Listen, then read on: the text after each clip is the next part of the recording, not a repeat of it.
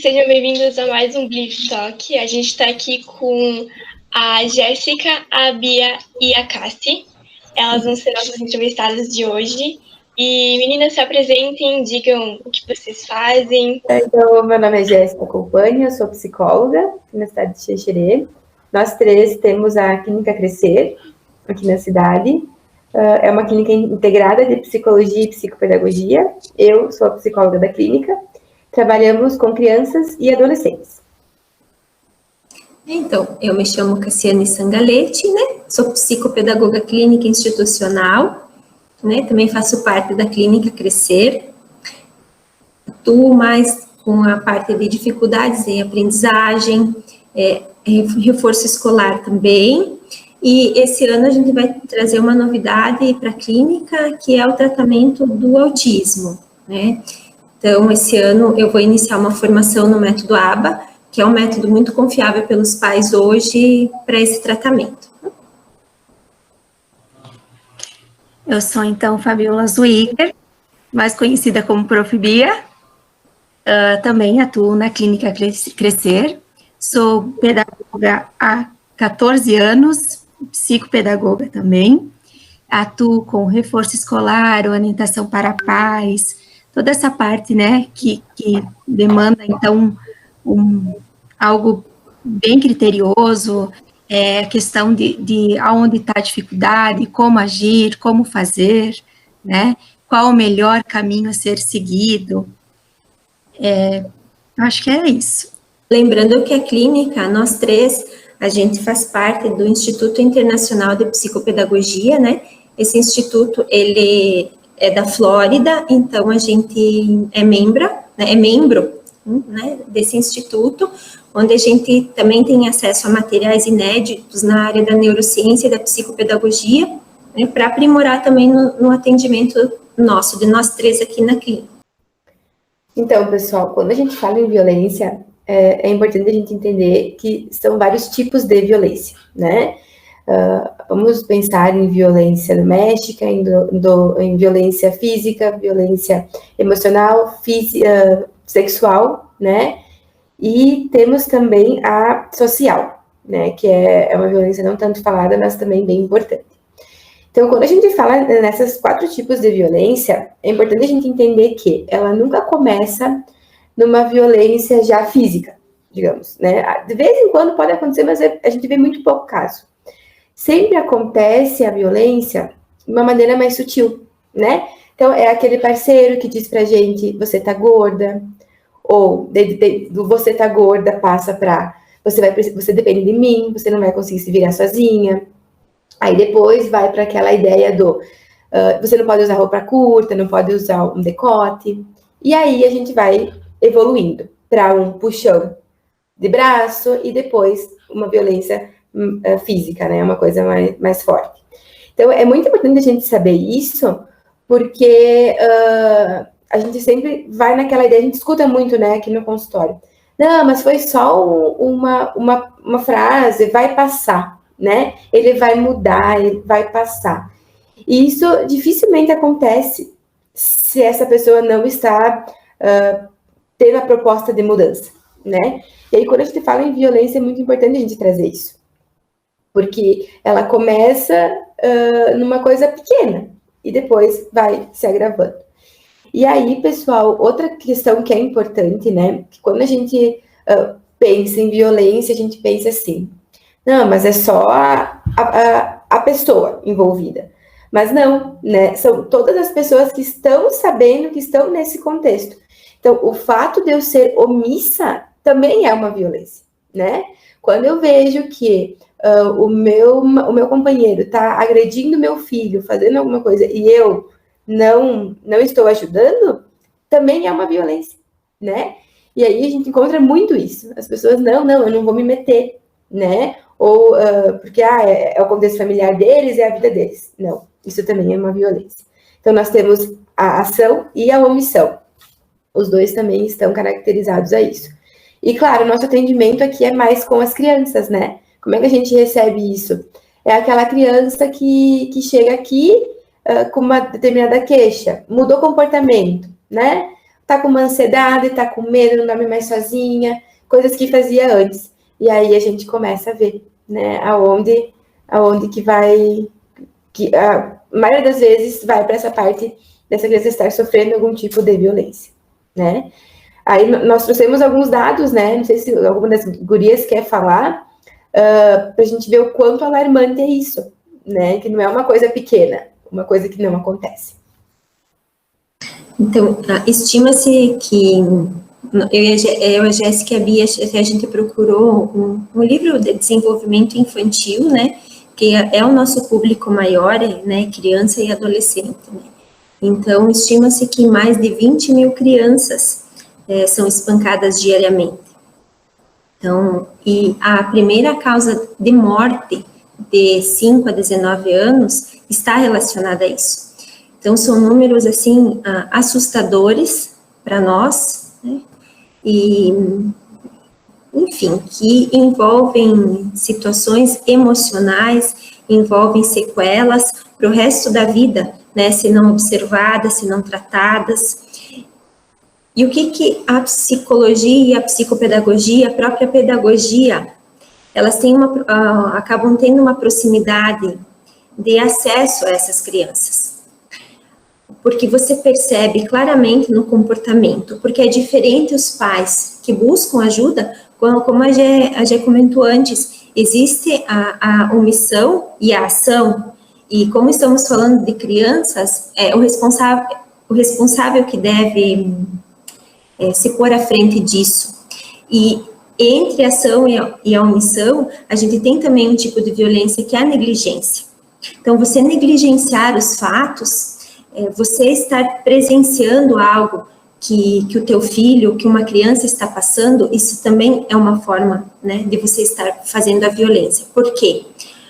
Para nós profissionais, o diagnóstico é a melhor forma de você conseguir entender o contexto, porque você precisa conhecer desde a rotina familiar daquela criança, com quem que ela fica, o que está acontecendo. E quando você se depara com uma criança que repentinamente mudou seus hábitos, mudou as suas atitudes, né, principalmente com os colegas, isso vai refletir sempre o quê? Fora de casa. E a escola acaba sendo o porto seguro dela.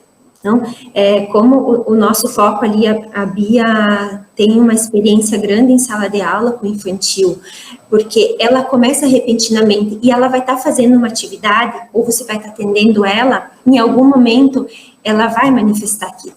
Seja por um desenho, seja por uma fala, seja por uma atitude com a professora ou com o colega. Por isso, assim, que ninguém ensina nada sem um vínculo afetivo.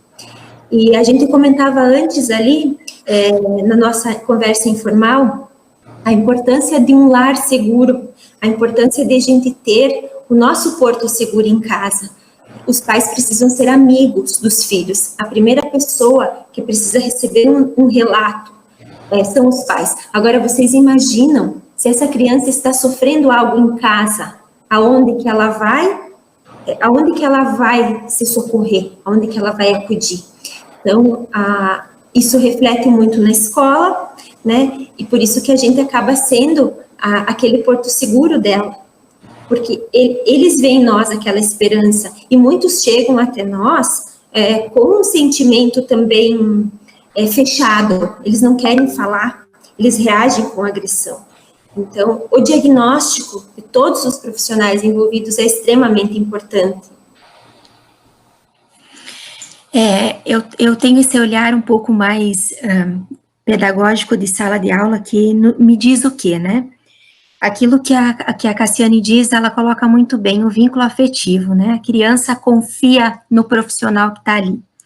Porque, por muitas vezes, em casa, isso não é aceito, entende? Então, a pessoa que fica mais próxima da criança é onde ela vai abrir, né? Eu já trabalhei num projeto que se chamava Sentinela, que são vítimas de abuso e exploração sexual infantil, né? Então, o que chegava para nós? Muitos casos em que os pais não acreditavam na criança, né? que é a negligência.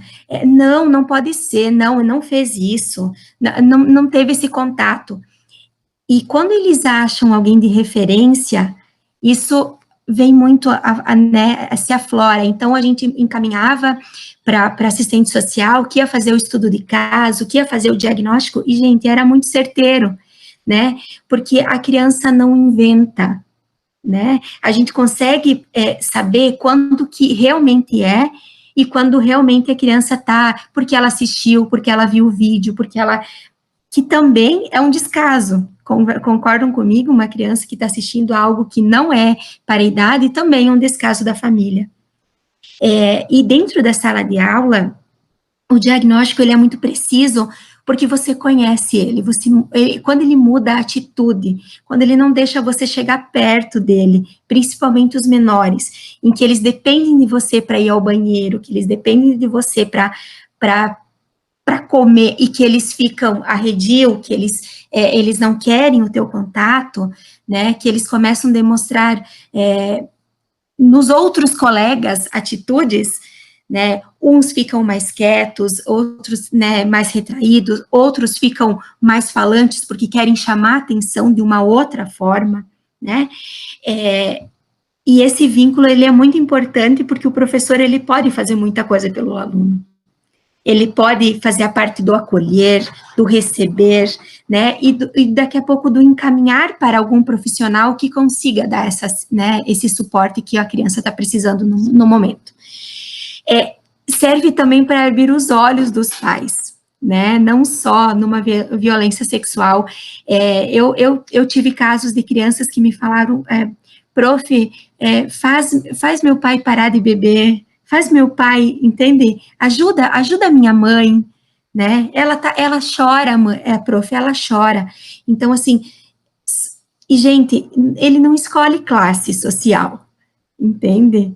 Não é porque eu estava no programa de assistência ou porque estou na rede particular. Isso acontece, entende? Em qualquer momento da vida, ou não escolhe a pessoa. Nós estamos sujeitos, né? Então, assim, esse olhar do profissional, ele é muito importante. Nesse momento, o professor conhecer o aluno, não simplesmente entrar e dar a sua aula. Lá na adolescência também, quantos professores só passam pela vida da gente, né? Mas o bom profissional é aquele que olha o aluno e vê, não, olha, um exemplo, a Mariazinha mudou o comportamento, vamos ver o porquê, o que está acontecendo dentro da casa dele, né, dela, ter essa empatia de olhar ele e ver o que posso fazer para ajudar, para essa, né, adolescente falar, para a gente conseguir ajudar eles. Eu acho que é mais ou menos isso que o profissional, o pedagogo ou o profissional da área consegue fazer para ajudar essa criança ou esse adolescente ou até mesmo esse adulto, né? E por ser um problema social, essas questões de violência, principalmente na infância, elas envolvem muitos profissionais, né? E o quanto é importante ter profissionais capacitados e treinados para receber esses casos. Porque o que acontece? Um encaminhamento errado, uma conduta errada, né? Ele traz todo aquele processo de revitimização. Porque aí, a revitimização é o quê? Você fazer a vítima ter que contar, ter que reviver o fato todas as vezes, né? Então, a importância da clareza dos processos, das ações, né? Dos profissionais estarem trabalhando integrados para que tenha essa contrapartida para você beneficiar a pessoa que está sofrendo. Então, é um problema social, a gente sabe, e que envolve muitas áreas. Não é só psicologia, não é só pedagogia, não é a psicopedagogia, né? Mas, como a Bia disse, o ponto de partida, quando o problema está em casa, acaba sendo a escola. Né? Porque se está sendo problema em casa, os pais não acreditam em procurar um profissional. Eles vão procurar se está no contexto externo. E aí vem a preocupação em tempos de pandemia, né, pessoal? Onde as aulas foram online e aí as crianças não estavam nas escolas. Então, já está saindo pesquisas atualizadas de que em tempos de pandemia aumentou e muito a violência doméstica, né? E aí a gente para se perguntar, Aonde que essa criança vai conseguir esse apoio, se nem na escola ela está vindo para conseguir isso, né? E aí a família não vai querer expor. E aí a criança vai começar a desenvolver outros tipos de comorbidades que a gente fala, né? Que é isso, eu começar a ficar mais ansioso, começar a ter dor, né? Aquelas dores psicossomáticas que a gente fala, né? É uma dor que aparece, mas não tem dor. Mas é o quê? É uma dor para eu ir no médico, para eu não conseguir pedir. A forma como a criança está trazendo o socorro dela, né? Está pedindo esse socorro. Então, é muito importante, assim, a gente estar atento, né? Agora, nós, com essa retomada agora das crianças na escola, além desse suporte pedagógico, a gente vai ter que dar, sim, esse suporte emocional, de escuta, de acolhimento, porque, com certeza, tem muita coisa por aí, assim, sabe? Dessas relações familiares que, com certeza, vai, além das dificuldades de aprendizagem, né? Vai respingar em outras áreas aí. Então, tem vários, que nem vocês falaram, assim, em contexto de que dentro de casa você não tem português da escola, ainda mais em pandemia, né? Tem crianças, eu acredito, que se elas viveram sempre em um contexto de violência doméstica, as crianças refletem o comportamento dos pais, né?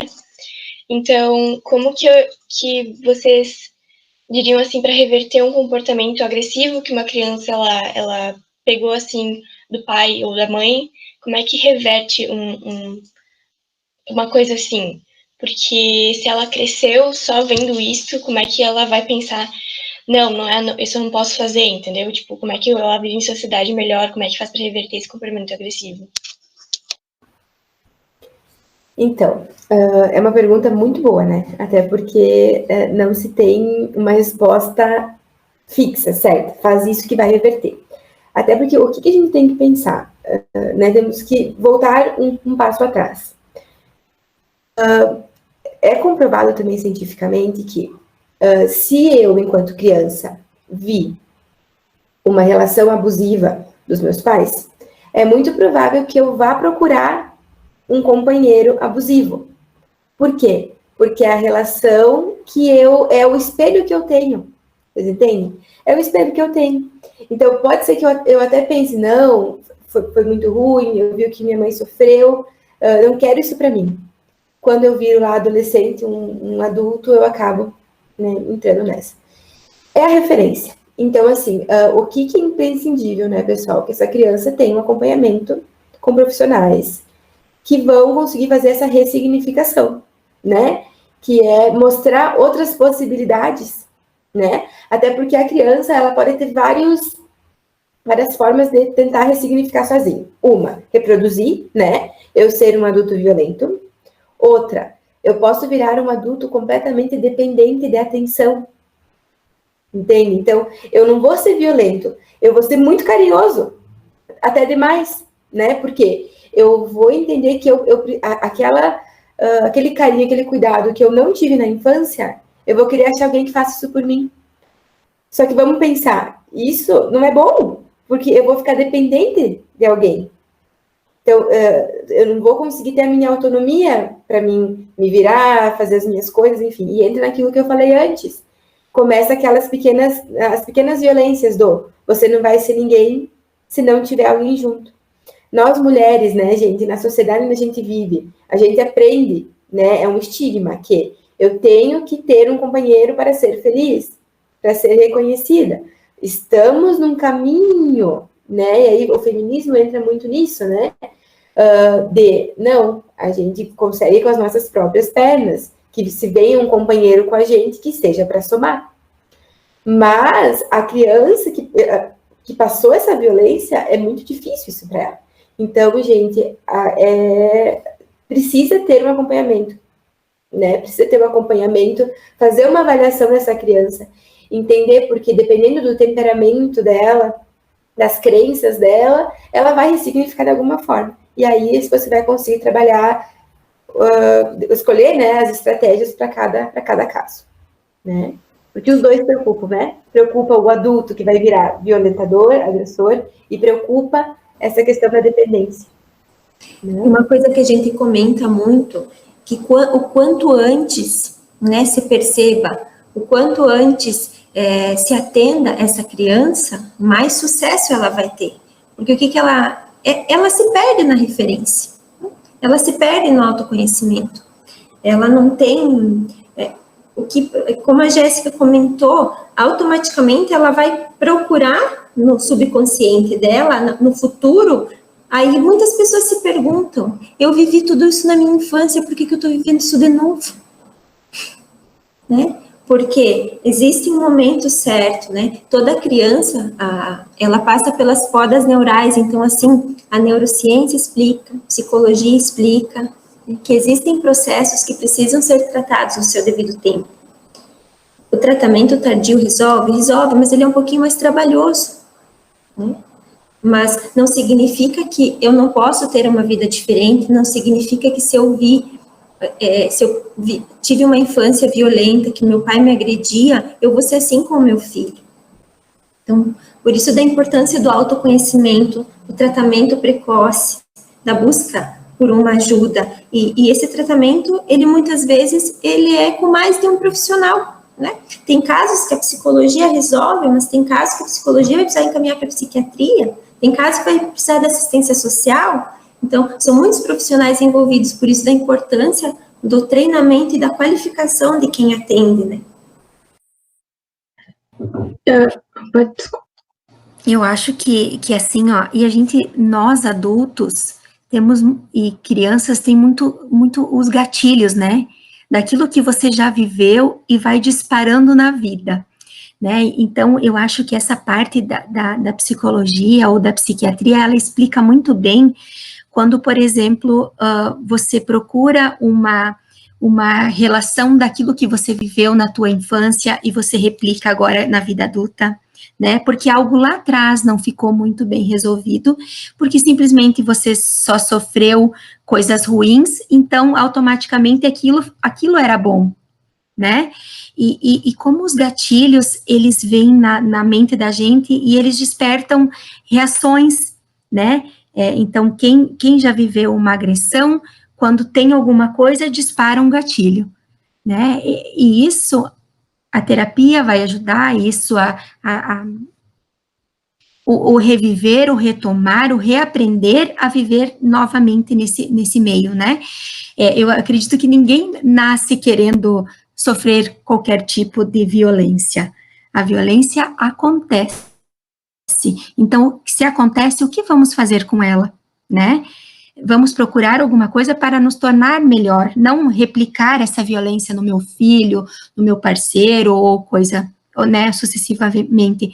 Eu vou ser uma pessoa muito amarga porque são amargos comigo, né? Não vou ser uma pessoa do bem porque eu só recebi paulada na vida, né? Então, assim, tem muito isso do como você vai pegar essa informação e você vai gerir, né, vai se controlar ou vai procurar alguém para ajudar ou não, né? Então, só que tem gente que não tem acesso, eu acho que aí que chega o ponto, né? Quem tem acesso, quem tem um pouco, assim, de entendimento, procura. E aquelas pessoas que não têm, gente, que acham que isso é normal, né? Aí que eu levanto essa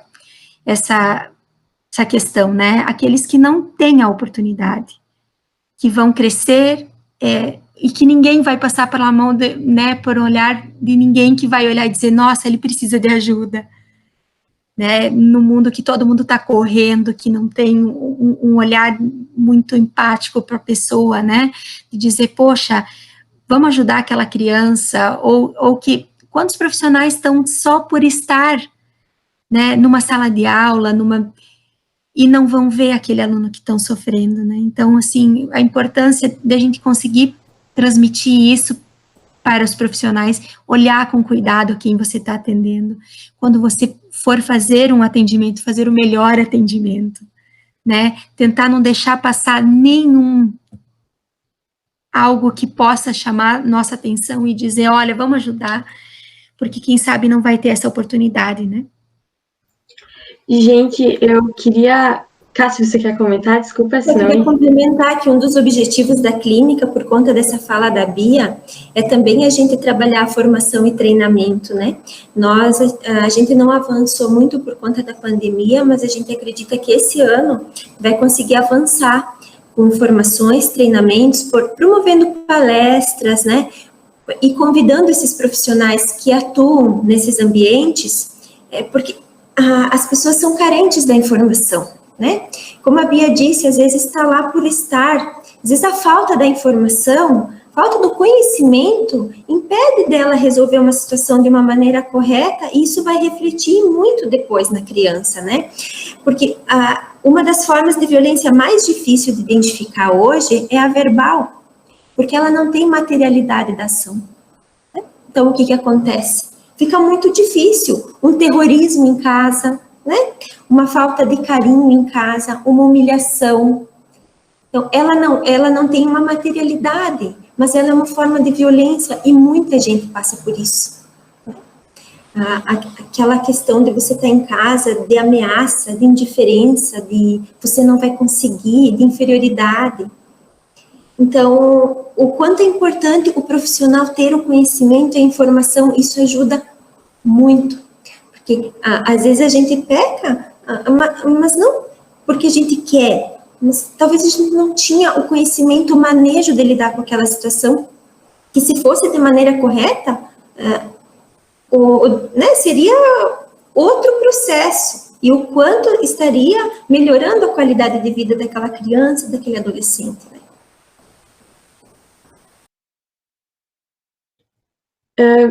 Gente, antes vocês tinham comentado sobre a revitimização.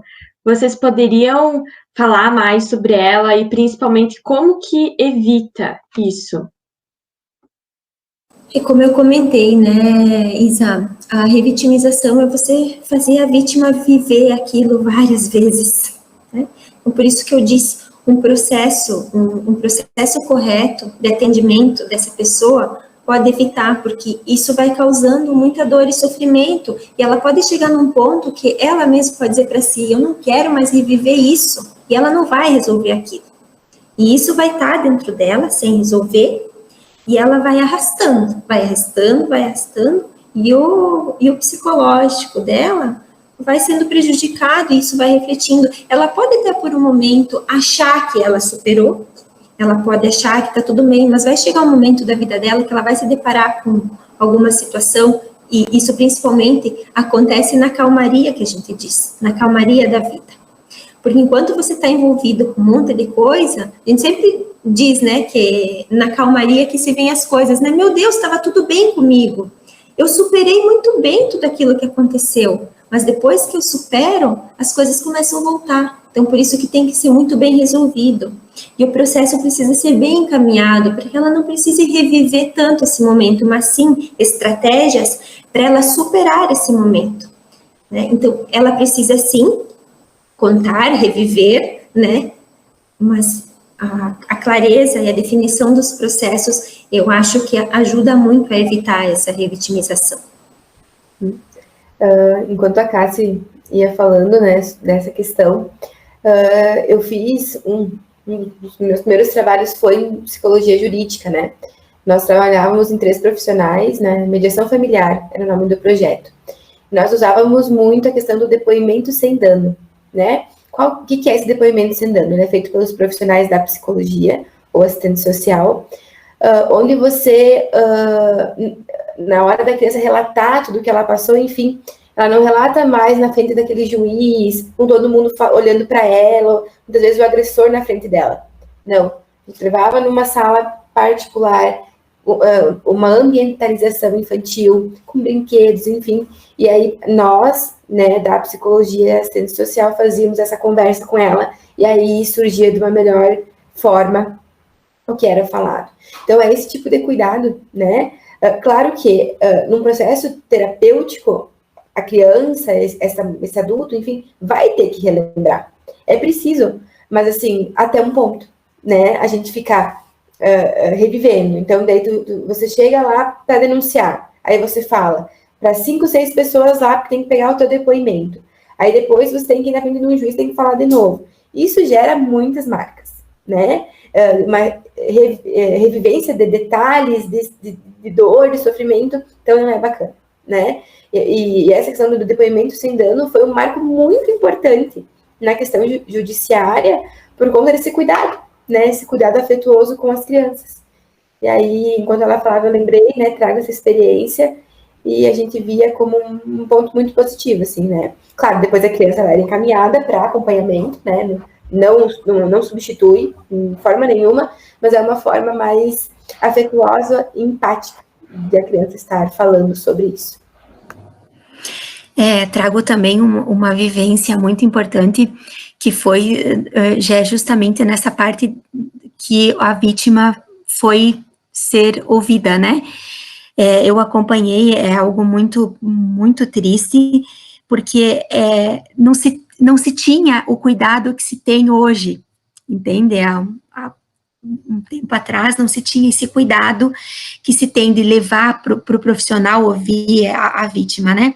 Eu lembro da situação da criança entrar um pouco maior, assim, em torno de 8, 9 anos, e quem estava era o juiz, né?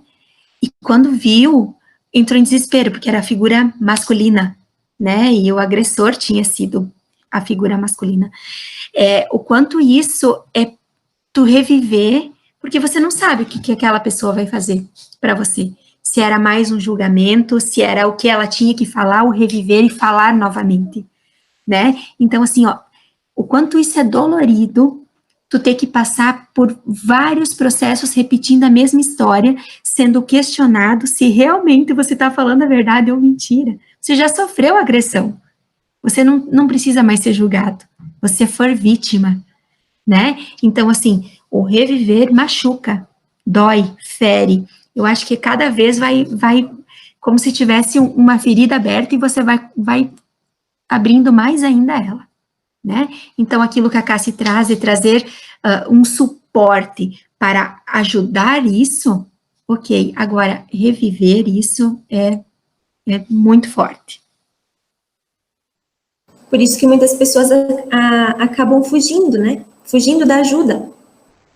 Porque elas sabem que se a primeira abordagem foi tão difícil assim, como a Bia disse, foi aquela que machucou muito ela não vai mais querer abrir isso para ninguém, ela vai ficar com aquilo para ela, porque ela sabe que qualquer ajuda que ela for pedir, ela vai ter que reviver e ela não quer mais, ela quer esquecer.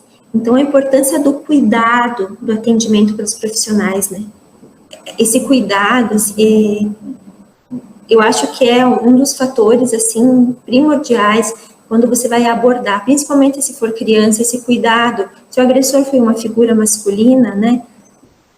Analisar bem os fatos, para quem que primeiro ela conta tudo isso, para que ela não tenha o medo de novo, para que ela não tenha todos aqueles sentimentos ruins de novo, porque ela precisa achar ajuda uma coisa boa, ela precisa ter a esperança na ajuda que ela vai superar, e acaba sendo mais traumático ainda de tanto que ela tem que falar e reviver. Gente, primeiro, oi, desculpa o atraso, né? Mas eu fiquei pensando, como que... Porque assim, ó, vocês são profissionais, vocês sabem como atuar em questão disso, né? E a gente, tipo, por exemplo, chega uma amiga minha e me conta, o que que eu faço, entendeu? Como que eu não prejudico, entende?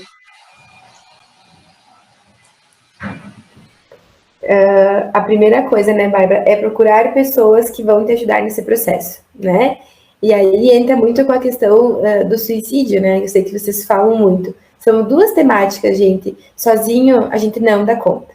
Profissionais não dão conta sozinhos. Imagina quem não tem o conhecimento, tá? Então, assim, procurar pessoas que vão te ajudar nesse processo, né? E aí a gente tem, enquanto escola, pessoas preparadas, ou não é do contexto da escola. Procura os pais dessa pessoa, ou entende, procura, né? Tem pessoas que vão te ajudar. Claro que na questão pública tem muito também os CAPs, os CRAS, os CREAS, também tem equipes multiprofissionais super preparadas para isso, que vão estar auxiliando, né? Sozinho, gente, a gente não vai conseguir.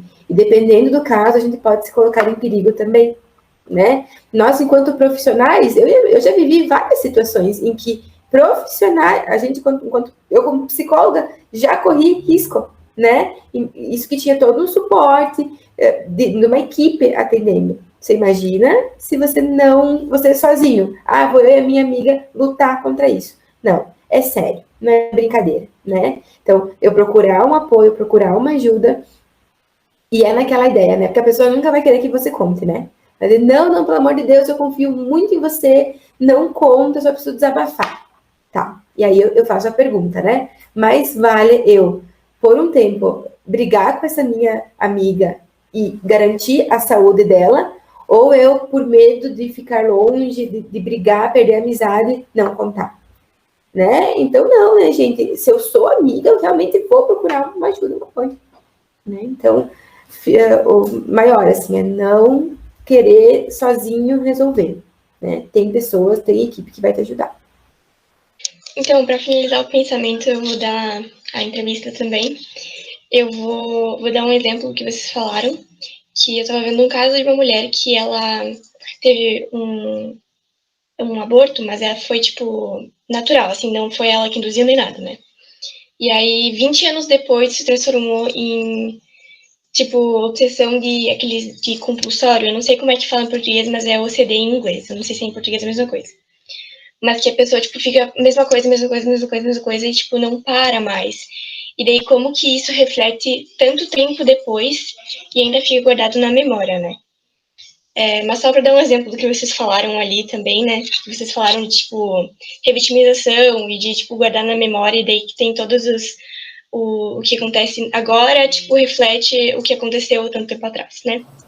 Porque não foi resolvido, né, Laura? Não foi resolvido e, querendo ou não, ela vai buscar lá na frente, né? Por isso da importância da seriedade do tratamento, para que se resolva assim, para que ela consiga seguir a vida com menos dano possível. Uhum. E aí também, enquanto vocês falam, a gente deixa um recado para os pais que estão assistindo também, né, gente? Porque muitas vezes a gente pensa nesse vai passar, o meu filho não vai, né, não vai ficar com nenhuma sequela, ele viu, mas vai passar, né? Não, gente, não passa, né? Fica aquela pergunta, né? Você gostaria que o teu filho tivesse o mesmo relacionamento que você tem? Né? E é uma coisa que a gente não se dá conta quando a gente tem um relacionamento. Qual é o espelho que eu estou? Porque além de eu estar me machucando nisso, qual é o espelho de relacionamento que o meu filho vai ter? Então, nessa questão que é uma revitimização, né? Porque é para o futuro, não é só aqui agora no presente. Eu tenho que ter essa consciência, né? Então, fica esse recado para os pais, né? E isso não é só de mulher para homem, é também do homem ao escolher a sua companheira, né? Qual é o meu papel nisso? Não vai envolver só o meu relacionamento a dois, vai envolver muito mais, né? Então, gente, muito obrigada. Mesmo que eu tenha chegado atrasada, foi um conhecimento, assim, que eu fiquei, meu Deus, quanta coisa, sabe? Então, eu acho que quem tá assistindo também deve ter pensado isso. E muito obrigada. Eu espero que um dia a gente possa trazer vocês de novo para trazer mais informação, porque, querendo ou não, é um assunto muito pertinente e muito longo, né? Então, muito obrigada. E é muito bom ter vocês no Clive, né? Nós que agradecemos, meninas. Eu acho que é uma oportunidade única de a gente estar falando um pouquinho, né? Daquilo que a gente vive. Às vezes não sempre, mas a gente está sempre nessa busca e encontrando pessoas que precisam da ajuda da gente, né? Então, assim, contem sempre conosco. Eu acredito que a gente está sempre aberto, né? Vamos outros temas e vamos falando e vamos lá. Agradeço vocês pela oportunidade. Muito obrigada, gente. Igual a Bárbara disse, foi muito enriquecedor. Então, obrigada, desejo todo sucesso para vocês, são profissionais excelentes. E deixar claro que você pode encontrar elas lá no nosso site também. Muito obrigada, meninas, né? A gente também agradece em nome da Cássia, da Bia, da clínica, né? Reforçando o que a Bia falou, né? Que vocês podem contar com a gente quando precisar. Queremos uma visita de vocês também aqui, né? Quando vierem para cá, por favor, sintam-se convidadas para vir aqui na clínica. Obrigada, meninas, pelo carinho, pelo convite, né? Estendo que a gente já está com o Face, com o Insta, né? Convido a todos para nos seguirem lá na Crescer Clínica Integrada. A gente está iniciando agora, mas também pensa nesse processo formativo, de trazer informação, né? De estar aí conversando com várias áreas, né? Para contribuir para todo mundo na nossa clínica. E estendo o convite da Gé, da Bia aí, para vocês virem aqui pessoalmente, assim que possível, para conhecer o nosso espaço, que fica aqui no edifício Rui Barbosa. Lembrando que eu recebi elas já, tá? Prazer! Estava lá numa terça-feira de manhã, apareceu essas coisas mais lindas do mundo lá conosco. E conheceram, mostrei o espaço de vocês, tudo agora, só que falta tá nós três lá para vocês. Meu Deus, quero parabenizar, ficou muito linda a clínica, nós vamos fazer muito sucesso, vão ajudar muitas pessoas. E muito obrigada por ter aceitado o nosso convite, foi uma conversa muito enriquecedora, de verdade, muito obrigada. Muito obrigada, meninas. Tchau. Sucesso sempre para vocês, tá? Obrigada. Pra vocês também. Beijão. Também.